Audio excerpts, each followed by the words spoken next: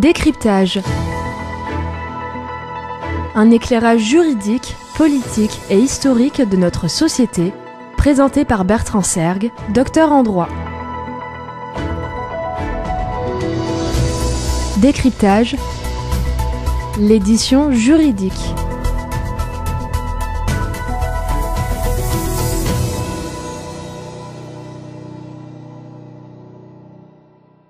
Décryptage de la notion d'État. Nous entamons une nouvelle série de chroniques consacrées à l'analyse d'entités juridiques fondamentales. Aujourd'hui, nous nous intéressons à une notion qui est au centre de la plupart des discours de nos dirigeants politiques.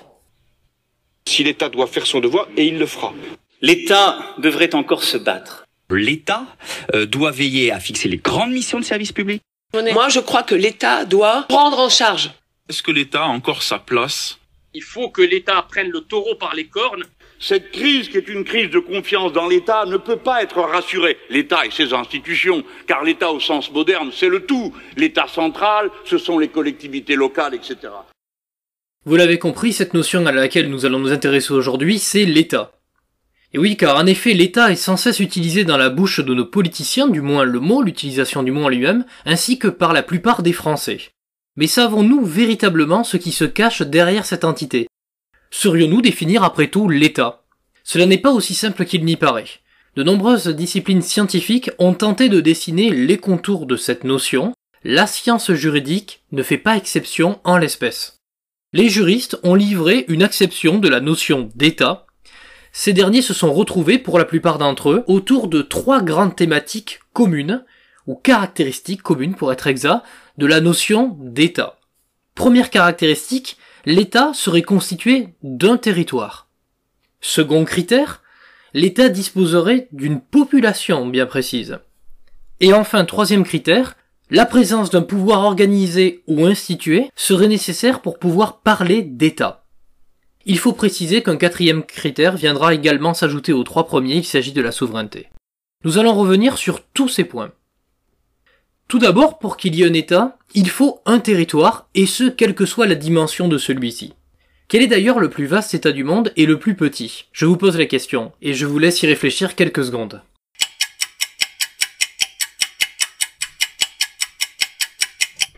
Alors vous avez trouvé, il s'agit de la Russie, qui est le plus vaste État de la planète, 17 millions de kilomètres carrés.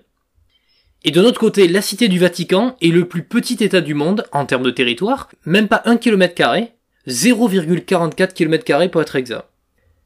Première remarque par rapport à ce critère. Au sein d'un territoire, nous pouvons avoir plusieurs ensembles qui forment celui-ci. Par exemple, la France comprend non seulement la France métropolitaine, mais également ses territoires d'outre-mer. Ce territoire, il peut être aérien, maritime ou encore terrestre. Deuxième élément constitutif d'un État, juridiquement parlant, c'est la population. Là aussi, peu importe le nombre d'habitants qui résident dans un pays. Seulement 900 pour le Vatican, pourtant on estime qu'il dispose de sa propre population. Et le pays le plus peuplé du monde, d'après vous ?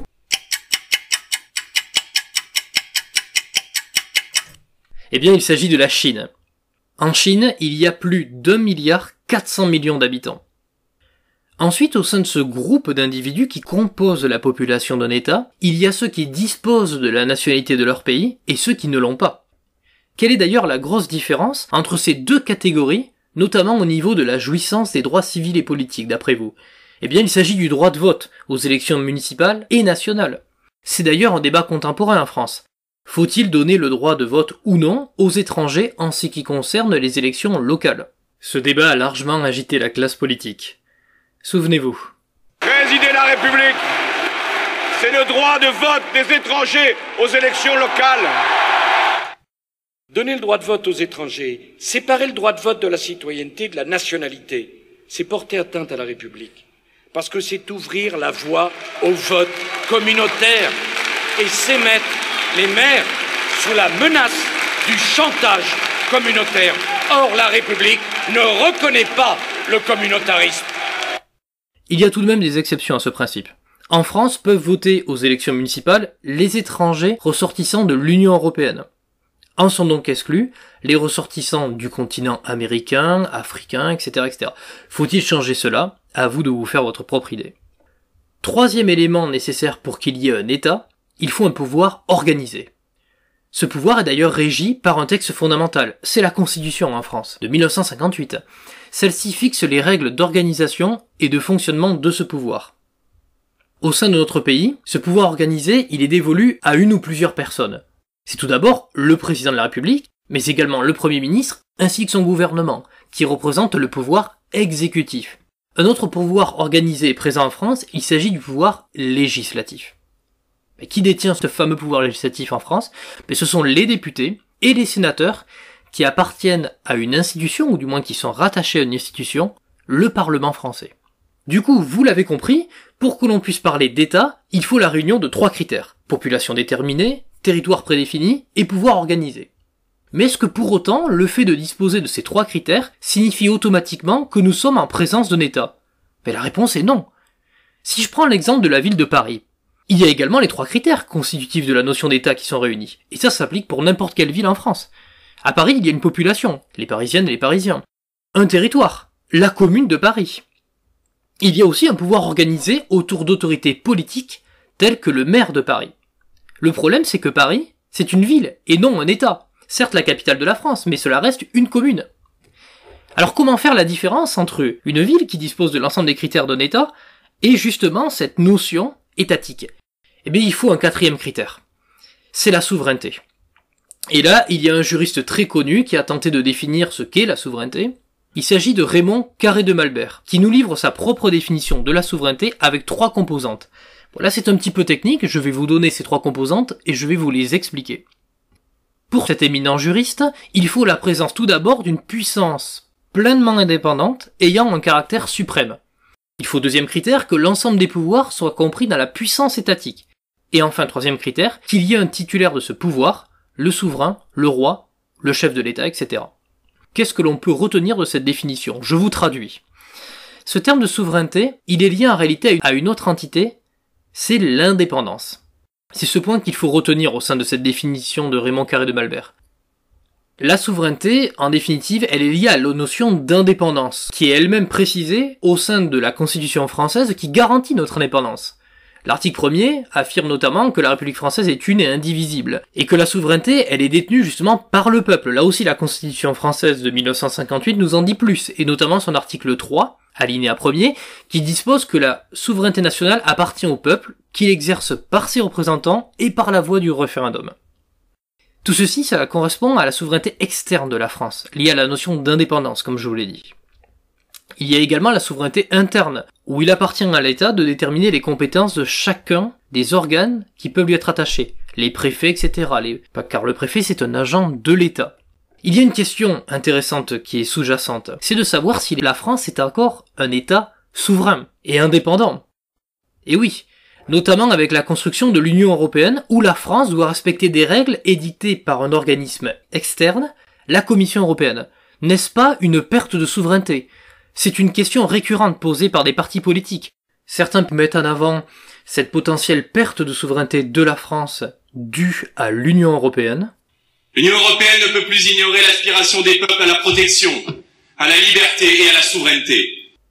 D'autres partis politiques n'avancent pas du tout les mêmes thèses et mettent en avant que l'Union européenne pourrait paradoxalement nous donner une certaine forme de souveraineté, ou du moins une souveraineté renforcée. L'Europe nous redonne de la souveraineté. L'Europe nous redonne de la souveraineté. C'est paradoxal ce que... Non, c'est pas paradoxal, elle a été créée pour ça, elle n'est plus comprise. Je prends un exemple très concret.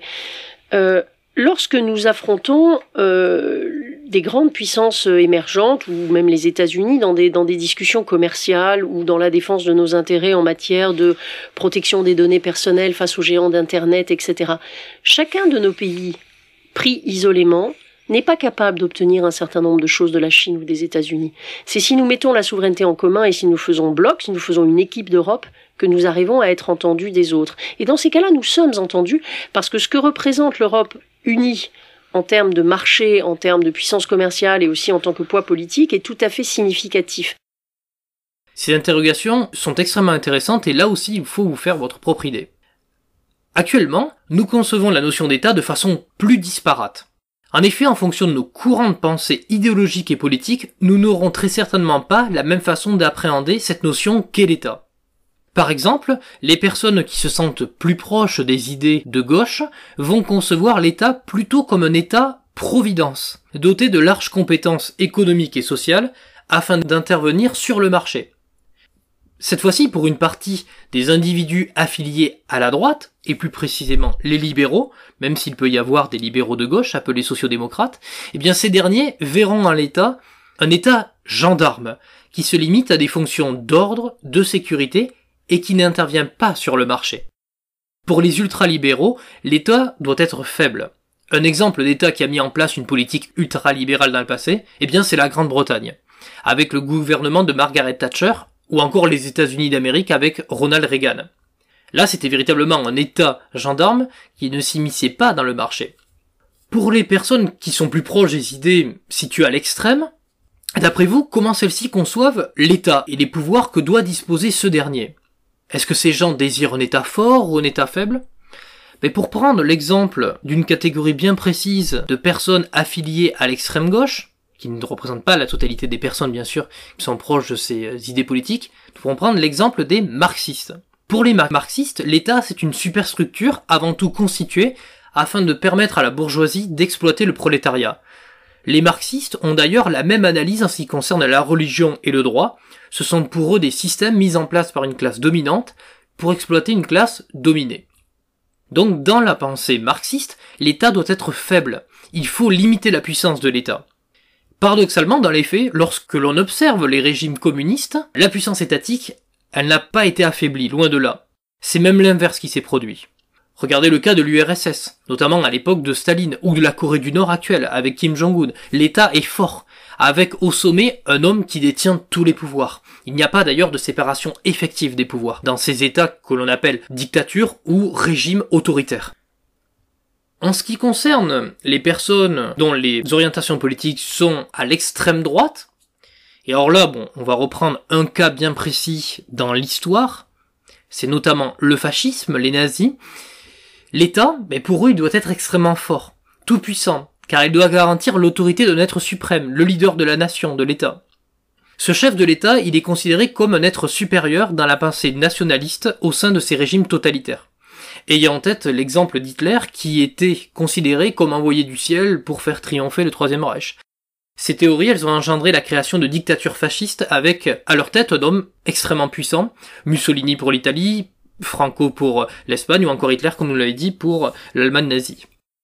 Il ne reste plus qu'à évoquer un élément d'une importance singulière, c'est la nation. Comment pourrait-on définir aussi la nation? Parce que la nation, cette notion, elle est extrêmement liée également à l'État. Il y a en réalité deux définitions possibles. La première, elle est nommée conception objective de la nation ou conception ethnique. À l'origine de ce courant de pensée, il y a un homme, c'est un philosophe allemand qui s'appelle Fichte.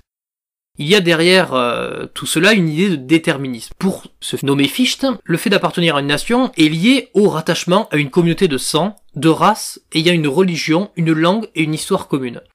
Cette définition de la nation, elle est très contestée, car elle a donné lieu à toutes les dérives idéologiques avec des conséquences dramatiques, notamment durant la Seconde Guerre mondiale. Les nazis avaient repris cette idée de race, en l'occurrence de race aryenne, pour éliminer tous ceux qui ne correspondaient pas à leur idéal. Cette conception de la nation, elle est également en partie biaisée si l'on regarde l'histoire de certains pays, et surtout un. D'après vous, lequel?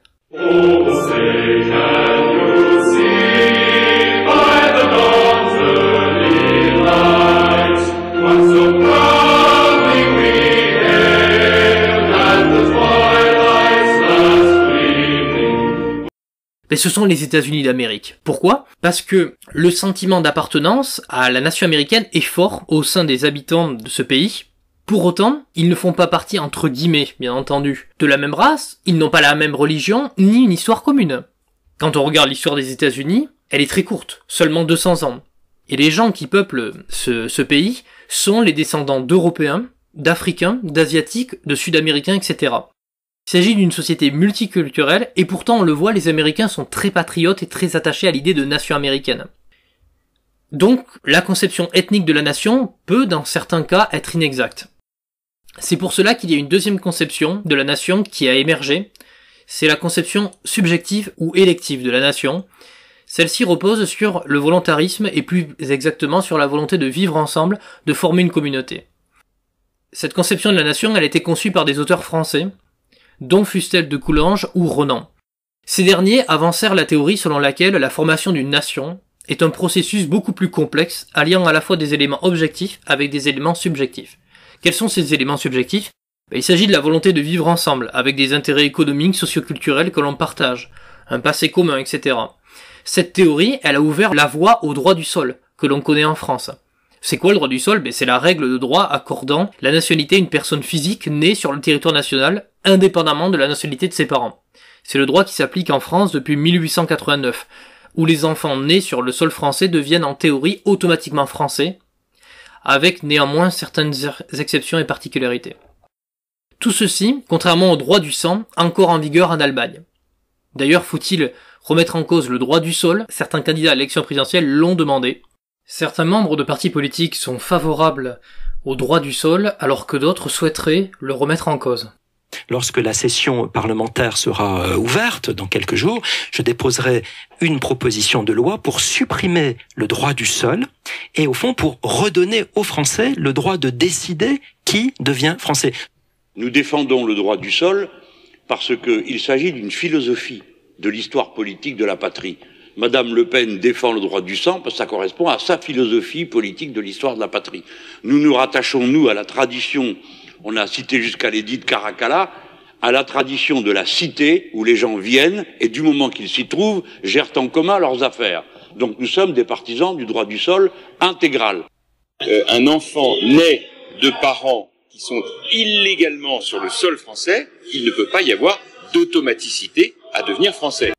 Pas question de remettre le droit du sol en débat, ça fait partie de l'identité démocratique française. À vous de vous faire votre propre idée. Donc souvent, l'État est lié à la nation. On parle d'ailleurs d'État-nation. Comme c'est le cas en France, l'État français et la nation française. Les deux sont indéfectibles. Mais est-ce que vous avez des exemples où il y a une dissociation entre l'État et la nation ? C'est-à-dire le cas où il y a une nation, mais pas d'État, ou inversement. Et je vous laisse y réfléchir quelques secondes. Alors vous avez trouvé la réponse ? Eh bien c'est oui. Je peux prendre le cas notamment de la Palestine. Il y a une nation palestinienne, mais pas d'État reconnu. Du moins encore à ce jour. Il y a également des États qui contiennent plusieurs nations. Est-ce que vous avez un exemple en tête ? Mais moi je peux vous en donner un. C'est la Turquie. La Turquie est un État, mais au sein de cet État, il y a plusieurs nations. La nation turque, mais également la nation kurde. Car les Kurdes n'ont pas d'État. Ils vivent dans plusieurs États, principalement en Turquie, en Syrie, en Iran ou en Irak. C'est le cas également de l'État de Grande-Bretagne, où sont présentes plusieurs nations. La nation galloise, la nation anglaise, irlandaise, du Nord ou encore écossaise. Les fédéralistes critiquent beaucoup cette notion d'État-nation, ainsi que les européanistes. Ils considèrent qu'il faut dépasser cette conception abstraite en faveur de l'unité européenne, ainsi que d'une gouvernance mondiale. Les marxistes également ont critiqué cette théorie de l'État-nation. Ces derniers considèrent que le sentiment identitaire ne se trouve pas au sein de la nation, mais au sein de l'humanité tout entière.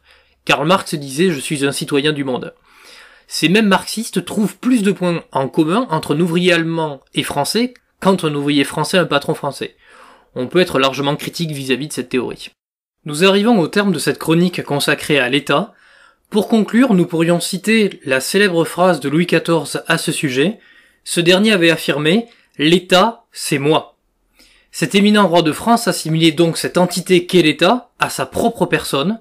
Aujourd'hui, cette notion comprend non pas un seul et même individu, mais une pluralité d'autorités et d'institutions. La République, c'est moi! Ah oui, effectivement, monsieur Mélenchon, c'est vrai que vous aussi, votre prise de parole est restée un petit peu célèbre. Je vous donne donc rendez-vous très prochainement pour une nouvelle chronique. Je vous dis à très bientôt, chers auditeurs.